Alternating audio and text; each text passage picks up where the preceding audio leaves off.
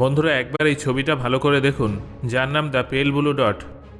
1990 সালের 14ই ফেব্রুয়ারি নাসার Voyager 1 spacecraft এই ছবিটা ক্লিক করেছিল। এই ছবিটা এই জন্য এত দামি কারণ এখানে আপনারা যে ছোট অংশটা দেখতে পাচ্ছেন সেটা কি জানেন?